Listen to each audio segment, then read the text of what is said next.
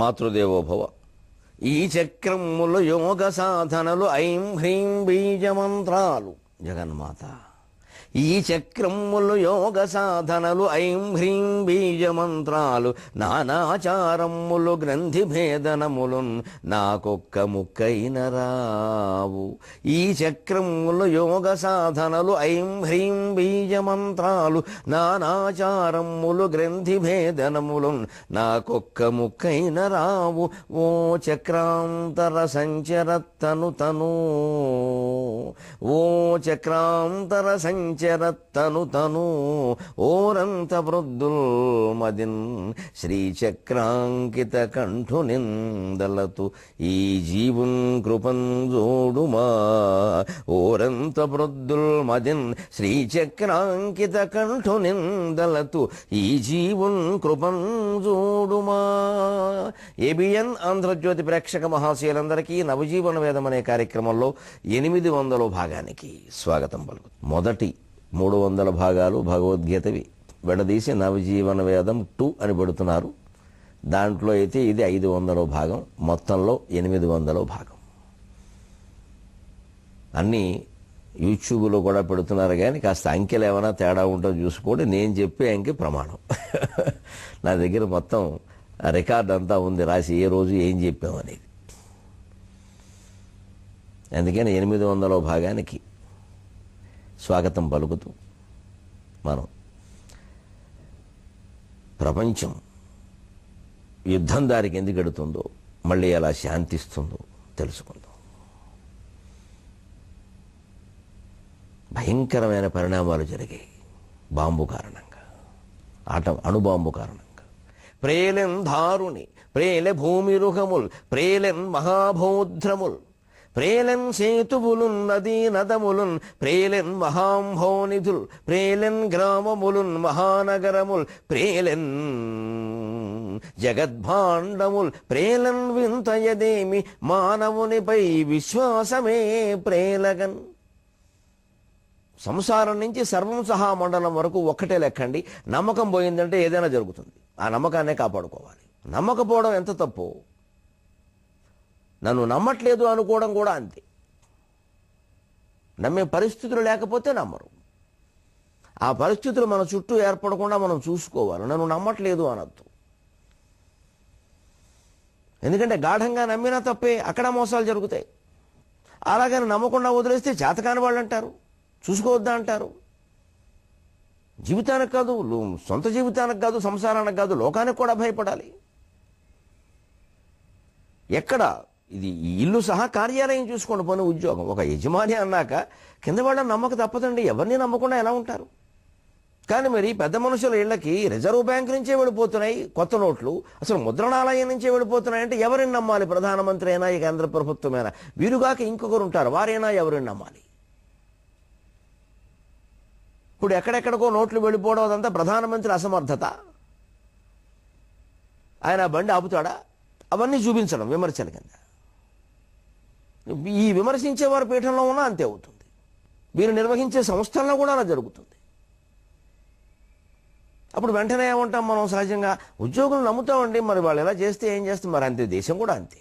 ఒక సంస్థ నిర్వహించడంలో మనం ఉద్యోగులను నమ్మక తప్పని పరిస్తుంటే, కేంద్ర ప్రభుత్వం మొత్తం దేశాన్ని 125 కోట్ల జనాభాని నిర్వహించేటప్పుడు కొంతమంది నమ్మక తప్పదండి. ఎలా చేసి ఏం చేస్తారండి? ఆ నమ్మకాన్ని ఎప్పుడు మనం కాపాడుకోవాలి. నమ్మలేని పరిస్థితులు, అనుమానించవలసిన పరిస్థితులు మనమే చుట్టూ పెట్టుకుని నన్ను అనుమానించామంటే, అనుమానిస్తే జవాబు చెప్పాలి. స్పష్టంగా ఉండాలి, పారదర్శకంగా ఉండాలి. ట్రాన్స్పరెంట్ అంటారు ఇంగ్లీష్లో. పారదర్శకంగా ఉండకపోతే ఘోరదర్శకమే. ఆ విశ్వాసం పేలింది. ఒక మనిషి మీద మనిషికి ఉండే నమ్మకం పోయిన తర్వాత ఏమైనా జరుగుతుందండి. ఎక్కడ ఈ భయంకర శమేష్టి. ఇంకో మాట అంటున్నాడు కవి. ఎక్కడ జరిగింది ఇది? అక్కడ పరిస్థితి ఏమిటి అసలు? ఆ తర్వాత ఆ భూమి ఏమైంది? ఎక్కడ ఈ భయంకర శమేష్టి? హిరోషిమా, నాగసాకి, ఇంకెక్కడ ఉన్నవా అసలు? ఎక్కడ ఈ భయంకర శమేష్టి? హిరోషిమా, నాగసాకి, ఇంకెక్కడ ఉన్నవా అసలు? ఎందరూ పోయిరి ఉన్నవారినే లెక్కలు పెట్టుటలు సులువు. ఎందరూ పోయిరి ఉన్నవారినే లెక్కలు పెట్టుటలు సులువు లేచిన ఆ అణుధూళి మేఘముల్ చిక్కగా కప్పివేసినవి జీవితమందు భవిష్యదాశలన్ లేచిన ఆ అణుధూళి మేఘముల్ చిక్కగా కప్పివేసినవి జీవితమందు భవిష్యదాశలన్. ఒక ధూళి మేఘం మనిషికి లోకం మీద ఉండే విశ్వాసాన్ని కమ్మేసిందండి. ఇవాళ సరిగ్గా ఇన్నేళ్ల తర్వాత, సుమారుగా 100 ఏళ్ల తర్వాత కూడా అదే పరిస్థితి. వెళ్ళినవాడు క్షేమంగా ఇంటికి తిరిగి వస్తాడని లేదండి. ఇదివరకు ఇంట్లోంచి ఎవరన్నా బయటకు ఎడుతూ ఉంటే ఇంట్లో ఉండేవాళ్ళు క్షేమంగా వెళ్ళి లాభంగా రా అనేవారు. ఇప్పుడు క్షేమంగా వస్తే చాలు నాయన అంటున్నారండి. అనాల్సిన పరిస్థితి. క్షేమంగా వస్తే చాలు, లాభం ఆడదే ఉండేరు. ఔటర్ రింగు రోడ్డుకి అబ్బాయిని బండిచ్చి పంపిస్తే వస్తాడని లేదు. మన దారిని మనం కారేసుకుని పెడుతున్నా ఎవరో వచ్చి గుద్దేరని ఏం లేదు ఇక్కడ. మహానగరాల్లో పరిస్థితి ఎలా ఉందంటే పల్లెటూళ్ళలో వేరుగా ఉంది. ఎప్పుడు వానలు కురుస్తాయో, ఎప్పుడు కురవో, పంటలు ఎప్పుడు పండుతాయో పండవు, అందిన పంటకి డబ్బు చేతికి వస్తుందో రాదో, ఎవరు హత్యలు చేస్తారో, ఎవరు ఆత్మహత్య చేసుకుంటారో ఏమీ తెలియని పరిస్థితి. తండ్రి కొడుకుని చంపేస్తాడు, కొడుకు తల్లిని చంపేస్తాడు, తల్లి బిడ్డలను చంపేస్తుంది. కన్న తల్లిదండ్రులను కొడుకు నుండి తీసుకెళ్లి వేరే చోట బస్టాండ్లో వదిలేస్తారు. ఇంతమందిని కని పెంచింది అందుక, బస్టాండ్లో వదిలేయడానిక. ఇప్పుడు చెప్పండి, రెండవ ప్రపంచ యుద్ధం ఎక్కడుందో? మన దగ్గరే ఉందండి. నమ్మకం పోయింది కదా. ఆ తల్లిదండ్రులకి బిడ్డల మీద నమ్మకం ఉండేది. అయ్యో, ముగ్గురిని కన్నాం, నలుగురిని కన్నాం, పెంచాం, పెద్ద చేసాం, రెక్కలు మొక్క చేసుకున్నాం, ఒకడు కాకపోతే ఒకడైనా చూస్తాడే, పోనేంత బలమైతే మనమే 2 నెలల్లో చోట 2 నెలల్లో చోట ఉందామే లచ్చి అని భార్యకి చెబుతాడు ఆ పేద రైతు. పోలే పిల్లలకి భారం ఎందుకమ్మా, మనకు కూడా నలుగురిని చూడాలని ఉంటుంది కదా, 2 నెలల చోట 2 నెలల చోట ఉందాలే అంటే ఇక వాళ్ళు ఏదో అంటే అనొచ్చు ఆ మాట. ఇక వాటాలు వేసుకుని 30వ తారీఖున పంపిస్తారా? ఈ కొడుకు అమ్మ వాడు వస్తాడమ్మా, అన్నయ్య వస్తాడమ్మా, తీసుకెళ్తాడు, అంతవరకు నా దగ్గర ఉండమ్మా, నీకేమైనా ఇబ్బంది ఏందా అని అడగద్దా? అంత సహృదయమా? మరి లేనప్పుడు ప్రపంచ యుద్ధం ఎక్కడుంది? ఇంట్లో ఉందండి. విశ్వాసం పేరిపోయిందండి. ఇవాళ స్మార్ట్ ఫోన్లు వచ్చాక భార్యాభర్తల మధ్యలో కూడా విశ్వాసాలు పోయాయి. భార్య ఫోన్ భర్త ముట్టుకోకూడదు, ప్రైవసీ. నా మెసేజెస్ చూడమని నీకు ఎవరు చెప్పారు? అనుమానం వస్తే చూస్తాడమ్మా, చూసే హక్కు ఉంది అతనికి. వివాహ బంధంలో లైంగిక బంధం చాలా ముఖ్యం, కట్టుబడి ఉండాల్సిందే. ఆ స్వేచ్ఛ ఈ స్వేచ్ఛ అని ఎవడో మాట్లాడద్దు, మగైనా ఆడైనా. భర్త చేసిన ప్రతి పని మీద అడిగే హక్కు భార్యకు ఉంది. అలాగే భార్య యొక్క ప్రతి చర్యని ప్రశ్నించే హక్కు భర్తకు ఉంది.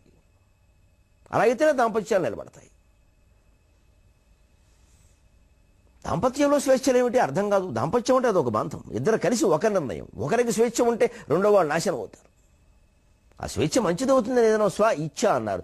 ఇచ్ఛ ఎప్పుడు మంచిది కావాలని ఏం లేదండి. అందుకే ఇచ్ఛాశక్తి, జ్ఞానశక్తి, క్రియాశక్తి స్వరూపిణి. ఇచ్ఛాశక్తికి జ్ఞానశక్తి తోడు కావాలి, అజ్ఞానం తోడైతే ఎలాగా? అప్పుడు అది క్రియ కావాలి. అప్పుడు సర్వాధార స్వప్రతిష్ఠ సదసద్రూపధారణి. అప్పుడు సర్వానికి అది ఆధారం అవుతుంది, సుప్రతిష్ఠితం అవుతుంది. పైగా ఆ ఇచ్ఛాశక్తి అనేది సత్ అసత్ రూపధారణి. సత్తు ఉంది, అసత్తు ఉందండి అందులో. సహస్రనామాలో స్పష్టంగానే చెప్పారు. మనిషికి ఒక కోరిక పుట్టి, కోరిక కదా ఇచ్ఛ, ఇచ్ఛనే కదా మీరు స్వేచ్ఛ అంటున్నారు, స్వ ఇచ్ఛ. ఆ ఇచ్ఛ మంచిదో కాదా? నా ఇష్టం అంటే ఎలాగా? ఇష్టం అయినా కాకపోయినా చచ్చినట్టు పడి ఉండాల్సిందే మంగళసూత్రం కట్టుకున్నాక. ఆడదైనా అంతే, మగాడైనా అంతే. మాట్లాడద్దు, ఇంకా ధర్మం అది. ఇష్టాలు ఎక్కడి నుంచి వస్తున్నాయి? ఇష్టాలు మారిపోతాయి ఎప్పుడూను. ఈ మాటలు కూడా నచ్చవు. నాయనా నాకు మాలదాసరి శరణ్యం వినకొన్నను భూతహితంబు కోరి ఉచ్చరించుడు మాటకు ఈశ్వరుడైన మెచ్చును కదా.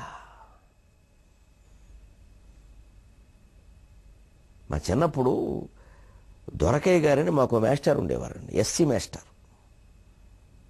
ఆయన 10వ తరగతి కూడా చదివాడు లేదు. మూర్తిరాజు గారి బడిలో ఆయనకి ఈ క్రాఫ్ట్ మాస్టర్ ఉద్యోగం ఇచ్చారు, తోట పని చేయించరు. మాకేదో పొరుగురు వాళ్ళం వెళ్ళిపోవాలని ఉండేది, బలవంతంగా చేయించేవాడు ఆయన. నాకు ఒకసారి ఒళ్ళు మండి, ఏంటంటే చంపేస్తున్నారు పట్టుకుని, ఊరికి తోళ్ళికలు అంటారు, మొక్కలు అంటారు, నీళ్ళు అంటారు, మేము బోడపాడు వాళ్ళం, మమ్మల్ని పోనీయకుండాను దూరం వెళ్ళాలి. కాదురా గరికిపాటి చేయను, వేషాలు వేస్తున్నావు కొంక అని కూర్చోబెట్టి చేయించు. నేను రోజు అడిగితే, ఏంటంటే ఊరికే మీ డ్యూటీ అంటే మీకు అంత ఇష్టం, ఊరికే మమ్మల్ని ఇది చేస్తున్నారంటే, ఆయన చాలా కళ్ళనీళ్ళు పెట్టుకున్న మాట చెప్పాడు. వాళ్ళ పిల్లలు, ఆయన పాపం తక్కువ చదువుకున్నాడు, వాళ్ళ పిల్లల్ని ఎక్కడో చదివిస్తున్నారు వేరే చోట. ఆ చదువులు అక్కడ లేవు. ఎక్కడో దూరంగా చదివిస్తున్నారు. నా పిల్లలు ఎక్కడో చదువుతున్నారా, వాళ్ళకి వాళ్ళ మాస్టర్లు పాఠాలు సరిగ్గా చెప్తున్నారో లేదో అన్నాడు. దానికి మీరు తోట పని చేయించడానికి సంబంధం ఏంటన్నా? ఆయన భగవద్గీత వంటబట్టిన మహానుభావుడు అండి. ఎంత మాట అన్నాడు నాకు ఇప్పుడు గుర్తండి. నేను ఏదో 7వ తరగతి చదివేటప్పుడు నాతో అన్న మాట ఇది, 10 ఏళ్ల వయస్సులో.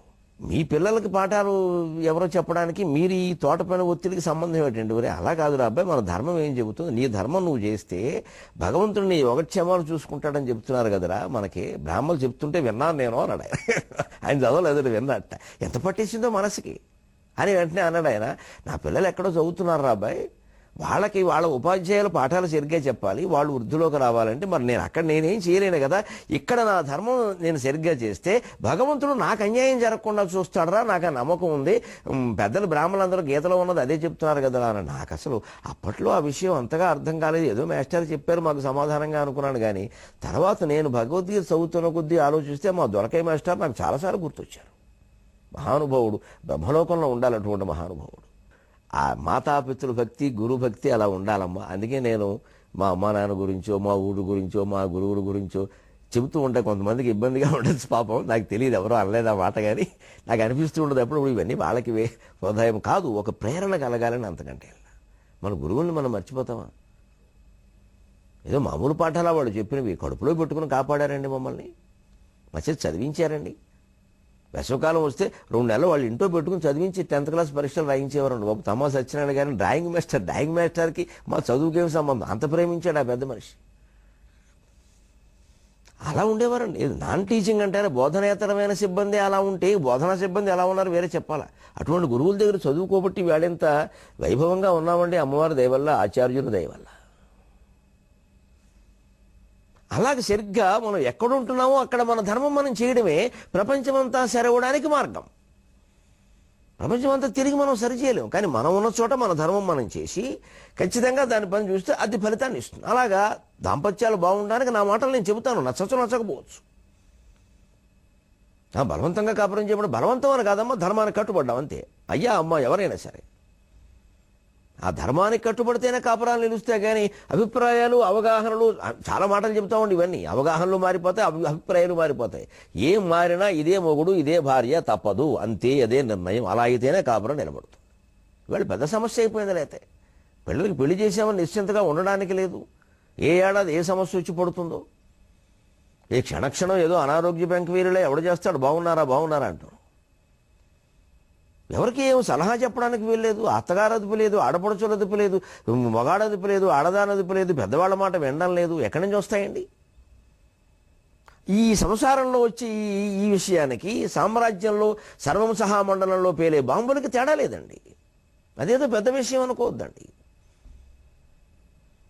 మన వరకు ఈ బాంబులు చాలు.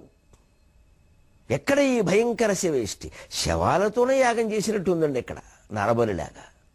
హిరోషిమా, నాగసాకి, ఇంకెక్కడ ఉన్నవా అసలు? ఎందరూ పోయిరి? అసలు 2 నగరాలు ఉన్నాయా? నిజంగా లేనట్టు అయిపోయండి, బుడిది బుగ్గి. ఎందరు పోయారు అంటే కవింటున్నాడు, ఉన్నవారినే లెక్కలు పెట్టుటలు సులువు. ఎందరు పోయారని అడక్కు, ఎందరో ఉన్నారని అడుగు. అది తేలిక చెప్పడం, తేలిగ్గా దొరుకుతుంది. 10 మంది 25 మంది లెక్కెట్టేయచ్చు. ఎందరు పోయారంటే లెక్కెట్టడం కష్టం. ఉన్నవారనే లెక్కలు పెట్టుటలు సులువు. లేచిన ఆ అణుధూళి మేఘములు చిక్కగా కప్పివేసినవి జీవితమందు భవిష్యదాశలను. అసలు ఏ మనిషికి జీవితం మీద, భవిష్యత్తు మీద ఆశ లేకుండా కప్పేసే మొత్తం ఈ మేఘాలు. అంటే మనుషులు ఉన్న ఆయుధాలు ఎప్పుడు ప్రయోగిస్తారో తెలియదా, ఎలా ప్రయోగిస్తారో తెలియదా, ఎవరి మీద ప్రయోగిస్తారో తెలియదా, ఎందుకు ప్రయోగిస్తారో తెలియదా, ఎప్పుడు, ఎవరు, ఎందుకు, ఏమిటి అనే ప్రశ్నలకి దేనికి నిశ్చయమైన జవాబు లేకపోతే ఎవరు కాపాడతారండి?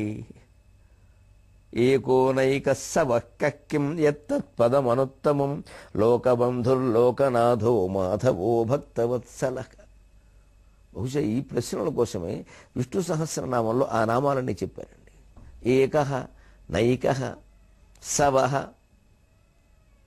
కః కిం యత్ తత్ పదం అనుత్తమం. కహ ఆయనే, కిం ఆయనే. అంటే కహ అంటే ఎవరు, కిం అంటే ఏది, ఏమిటి, యత్ ఏది, తత్ అది, అన్నీ ఆయనే. ఇప్పుడు ఎవరు, ఎందుకు, ఏమిటి, ఎక్కడ, అన్ని ప్రశ్నలకు ఆయనేనండి సమాధానం.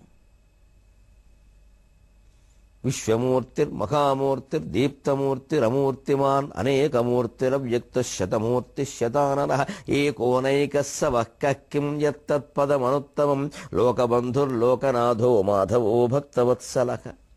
మాధవుడు కాపాడాలి, ఆయన లోకాన్ని ఆయన కాపాడుకోవాలి. ఏం చేస్తాం? ఎక్కడ ఈ భయంకర శవేష్టి? Hiroshima, Nagasaki. ఇంకెక్కడ ఉన్నవా అసలు? ఎందరు పోయిరి ఉన్నవారినే లెక్కలు పెట్టుటలు సులువు. లేచిన అణుధూళి మేఘములు చిక్కగా కమ్మివేసినవి జీవితమందు భవిష్యదాశలను చిక్కగా కప్పివేసినవి. ఒట్టు ఈ హానికి మూలమెవ్వరు? ఇప్పుడు విచారిద్దామండి, దీనికి కారణం మూలమెవరు. ఇందాక ఒక కథ చెప్పుకున్నామో మనం, గృహస్థు సన్యాసికి భోజనం, పెరుగు, అందులో విషం. మూల కారణం దొరక్కపోదండి, తోసేద్దండి. కనిపెట్టిన వాళ్ళు తప్పే ఉందండి, వాళ్ళు కనిపెడతారండి, వాళ్ళు శాస్త్రజ్ఞులు. రాజకీయ నాయకులు తప్పే ఉందండి, వాళ్ళు కనిపెట్టారు, వీళ్ళు వాడుకున్నారు. అంటే వాళ్ళ విషయం మాట్లాడాల్సి వచ్చరికి వీళ్ళు కనిపెట్టారు కాబట్టి వాళ్ళు వాడుకున్నారన్న. కనిపెట్టిన వాళ్ళని సమర్థించే వాళ్ళు ఏమంటారు? కనిపెట్టాడండి, వీళ్ళు వాడుకుంటారని వాళ్ళకి తెలుసు. అంటే ఏమీ తెలియకుండా కనిపెడతారా? అంటే ఎవరికి వారు ఏడు చేపల కథలాగా బాధ్యతను తప్పించుకోవడం. కానీ సముద్రం తేల్చేస్తుంది బాధ్యత ఎవరిదో. ఒట్టు ఈ హానికి మూలమెవ్వరు ఇది యుద్ధం బనను సిగ్గగున్. ఒట్టు ఈ హానికి మూలమెవ్వరు ఇది యుద్ధం బనం సిగ్గగును. ఒట్టోహాన్ ఒక కారణం బగును, ఒట్టోహాన్ ఒక కారణం బగును. తాను ఊహింపలేకుండనే కట్టా ఈ అణుబాంబు విశ్వమును దగ్ధప్రాయముంజేయునంచు. కట్టా ఈ అణుబాంబు విశ్వమును దగ్ధప్రాయముంజేయునంచు. అట్టల్ గట్టిన ద్వేషభావములక అణ్వస్త్రమందీయుటల్. అట్టల్ గట్టిన ద్వేషభావములక అణ్వస్త్రమందీయుటల్. శాస్త్రవేత్తలు కూడా జాగ్రత్త పడవలసిన మాట చెబుతోంది ఇక్కడ సాగరం. అదే సందర్భంలో భారతీయ ఋషులు, శాస్త్రవేత్తలైన వారు ఎంత ఇంద్రియ నిగ్రహంతో మహర్షుల్లా ప్రవర్తించారో కూడా చెప్పబోతోంది. భారతీయతకు పాశ్చాత్య నాగరికతకి ప్రధాన భేదమే ఇది. ఏం చేసినా, ఏం కనిపెట్టినా మానవత్వాన్ని గురించి, సంపూర్ణ మానవ సంక్షేమాన్ని గురించి ఆలోచించడం భారతీయ ఋషిత్వం. ఎవడేమైతే నాకే, నా పేటెంట్ హక్కులు నాకు ముఖ్యం, నా డబ్బులు నాకు ముఖ్యం, నా నోబెల్ ప్రైజులు నాకు ముఖ్యం అనడం పాశ్చాత్య స్వభావం. విజ్ఞానంలో కూడా ఈ తేడా ఉందండి. ఒట్టు ఈ హానికి మూలమెవ్వరు? ఈ మాట మొదలుపెట్టడానికి కారణం ఒట్టోహాన్, అణుబాంబు కనిపెట్టినవాడు. Atom bomb Otto Hahn, atom bomb Otto Hahn. మా చిన్నతనంలో ఓ మార్క్ వచ్చింది వాడి వల్ల మాకు. ఆటం బాంబు ఎవరు కనిపెట్టి ఒట్టోహాన్ ఒక మార్క్ వచ్చింది. ప్రపంచం నాశనమైంది. మాకు ఒక మార్కు వచ్చింది, అది అందకూడా మూర్ఖుడి చేతికి అందింది. ఇది యుద్ధం వలన సిగ్గకు. ఇది యుద్ధమా? జనావాస ప్రాంతాల్లో బాంబులు వేస్తారా? లక్షల మంది చచ్చిపోతారా? ఇదే యుద్ధం అంటే? ఇలాంటి యుద్ధాలు జరిగితే ప్రపంచంలో ఎక్కడైనా ఎవరైనా క్షేమంగా ఉండగలరా? ప్రతి మనిషి పట్టుకెళ్లే ప్రతి సంచిలో ఎక్కడ తుపాకు ఉందో, ఎక్కడ కత్తి ఉందో, ఎక్కడ చాకుందో చూడాలి అంటే అసలు ప్రయాణాల్లో సాధ్యమా అండి? జరగనంత కాలం అన్నీ సాధ్యమయ్యాయని అనుకుంటున్నామమ్మా. ఎందుకు జరగట్లేదు అంటే పట్టుకెళ్ళట్లేదు కాబట్టి. పట్టుకెళ్ళదలుచుకున్నవాడు పట్టుకెడితే ఈ యంత్రాలు ఏవి ఆపలేవండి. ఓదానికోటి కనిపెట్టుకుంటూ పోవడమే కానీ మనిషి బుద్ధి మారినంత వరకు ఈ యంత్రాలు ఏవి కనిపెట్టలేవండి, ఏం చేయలేవండి. మనిషి బుద్ధి మారడానికి భగవద్గీత లాంటి ప్రవచనమే కారణం. మనిషికి చెప్పాలి, చెప్పాలి, చెప్పాలి, చెప్పాలి, చెప్పేవాళ్ళు చెప్పాలి, అది చేస్తూ చెప్పాలి. వాళ్ళ జీవితమే దానికి ఆదర్శంగా. అప్పుడు కొంతమంది కాకపోతే కొంతమంది అయినా మారతారు. అందుకోసమే ఈ గ్రంథాలన్నీ. వాల్మీకి రామాయణం దగ్గర నుంచి ఈవేళ మహాకవి శ్రీశ్రీ కావ్యాల వరకు అన్ని ఉద్దేశాలు ఇవేనండి. అయితే ఎందుకు ఎంత కష్టపడి రాయడం? ఒట్టు ఈ హానికి మూలమెవ్వరు ఇది యుద్ధం బనను సిగ్గగును. ఒట్టోహాన్ ఒక కారణం బగును. అందుకే చూడండి సముద్రం ఎంత జాగ్రత్తగా మాట్లాడుతుందో. ఒట్టోహాన్ ఒక కారణం బగును అన్నాడు, తనే మూల కారణం అనలేదు. ఒక శాస్త్రవేత్త దేన్నైనా కనిపెట్టేటప్పుడు ఆలోచించాలి కాస్త. అలాగని కనిపెట్టడం మానేయమని కాదు, దాని ప్రయోజనాలు వేరుగా ఉంటాయి. అణుశక్తి వల్ల కూడా ప్రయోజనాలు చాలా ఉన్నాయి. బాంబులు పేల్చడం వల్ల ప్రయోజనాలు ఉన్నాయండి. అణుబాంబులు కావచ్చు, మామూలు బాంబులు కావచ్చు. కొండల్లో ముఖ్యంగా లోపలవేవో రాళ్ళు బయటికి రావాలంటే కొండల్లో బాంబులే పేలుస్తారండి. అంతవరకు ఆ బాంబు పనిచేసిందండి. అది శాస్త్రీయ విజ్ఞానం.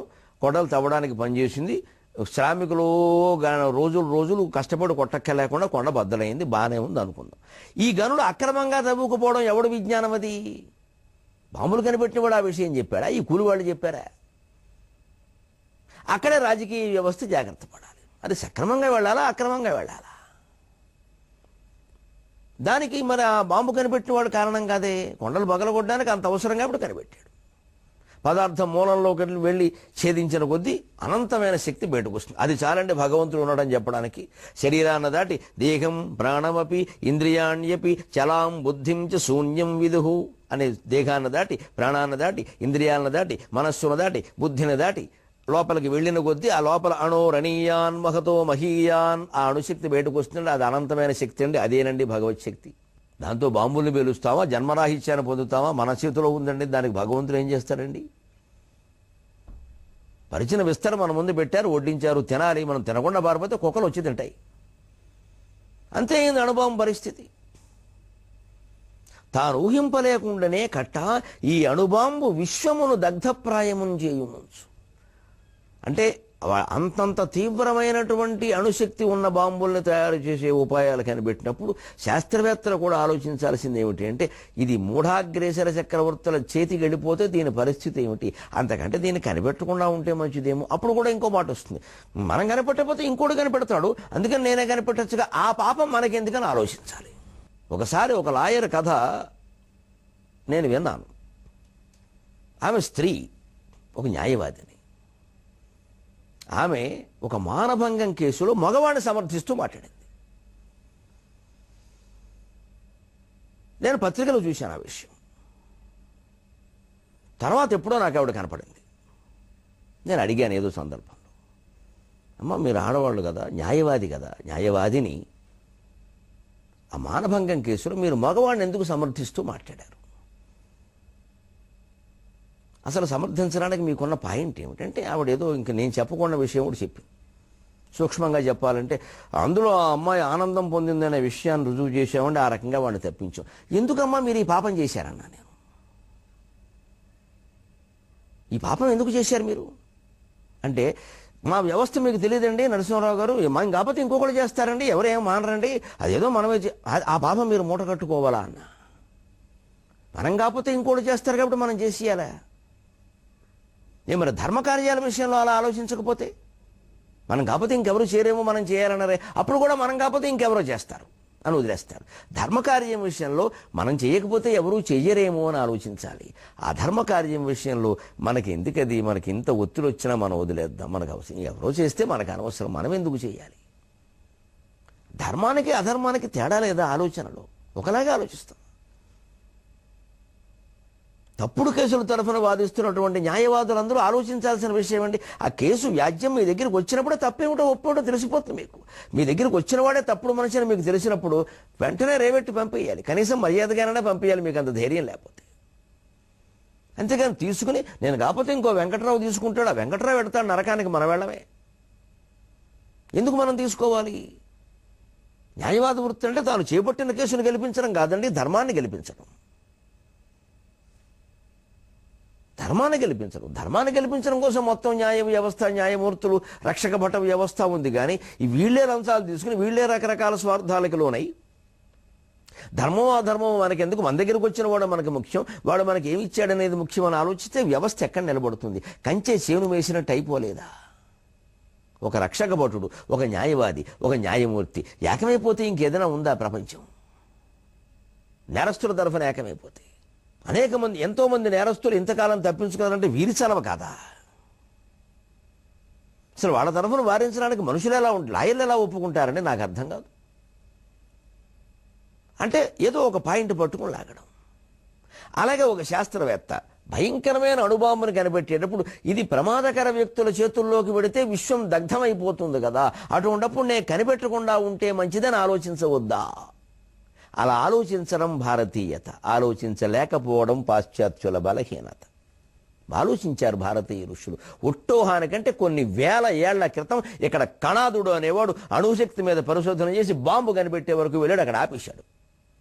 అదే అక్కడికి ఇక్కడికి తేడా. ఒట్టు ఈ హానికి మూలమెవ్వరు, ఇదియును యుద్ధం మనం సిగ్గను, ఒట్టోహానొక కారణం బగును, తాను హింపలేకుండెనే కట్ట ఈ అణుబాంబు విశ్వమును దగ్ధప్రాయముంజేయునంచు, అట్టం కట్టిన ద్వేషభావములక అణ్వస్త్రమందీయుటల్. అట్టలు కట్టిన ద్వేషభావాలకి అణ్వస్త్రాలు అందుతాయని, వాళ్ళు ప్రపంచాన్ని నశింపజేస్తారని తెలీదా?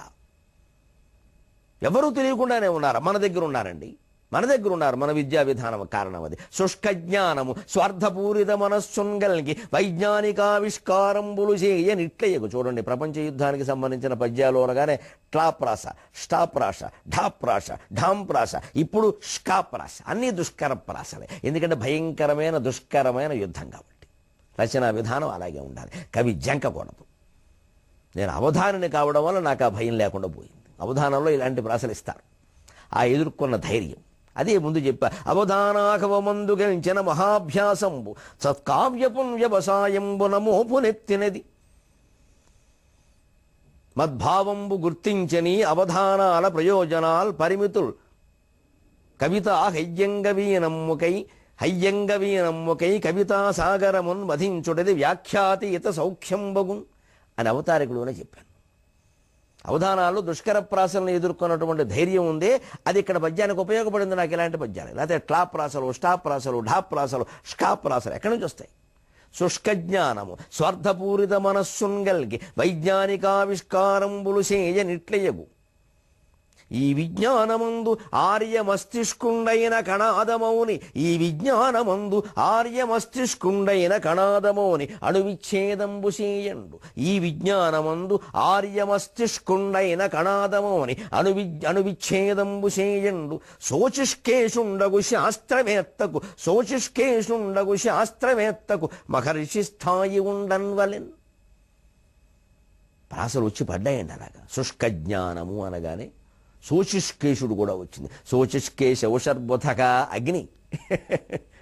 ఇంత దుష్కర ప్రాసతో ఉన్న ఈ పద్యంలో ఉండే విశేషాలు ఏమిటో, అసలు భారతీయ శాస్త్రవేత్తలు, ఋషులు ఈ వైజ్ఞానిక ఆయుధాల విషయంలో ఎలా ఆలోచించారు, భారతీయత అంటే ఏమిటో, అందులో ఉండే మహర్షత్వం ఏమిటో 23:30 గంటల్లో మనం తెలుసుకుందామండి. అంతవరకు తెలుగులో మాట్లాడు.